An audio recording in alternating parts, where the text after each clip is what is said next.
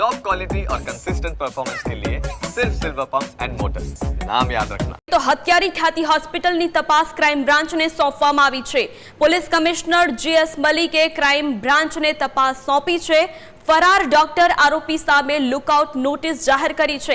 Crime બ્રાન્ચની જુદી જુદી ટીમે આરોપીઓને શોધખોળ કરવા માટે કાર્યવાહી શરૂ કરી છે। ગુજરાતમાંથી ભાગી ગયા હોવાની પણ આશંકા લગાવાઈ રહી છે। ખ્યાતિ હોસ્પિટલના ડાયરેક્ટર કાર્તિક પટેલ ઓસ્ટ્રેલિયા છે તેવું ડોક્ટર પ્રશાંતનું કહેવું છે।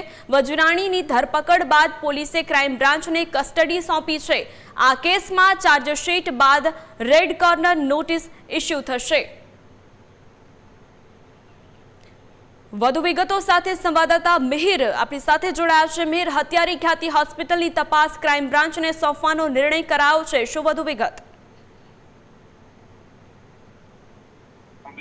વસ્ત્રાપુર પોલીસ સ્ટેશનમાં ગુનો નોંધવામાં આવ્યો હતો અને ત્યારબાદ જે સર્જરી કરનાર જે 19 લોકોને જે ચેકઅપના બહાને લાવી અને 7 લોકોને જે સર્જરી કરી હતી અને તેમાં 2 દર્દીઓના મોત થયા હતા।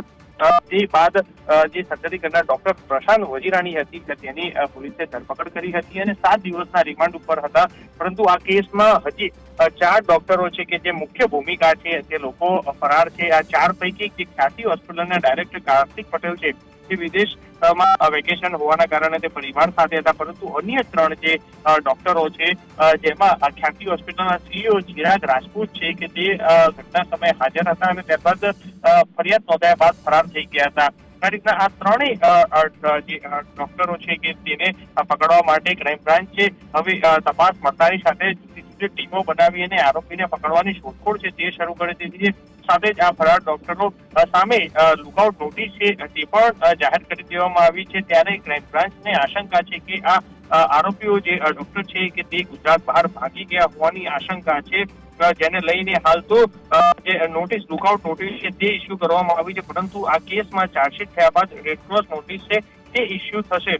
તો હાલ ક્રાઇમ બ્રાન્ચને તપાસ પડતાની સાથે જ ટીમો બનાવી અને શોધખોળ છે આરોપીઓની શરૂ કરી।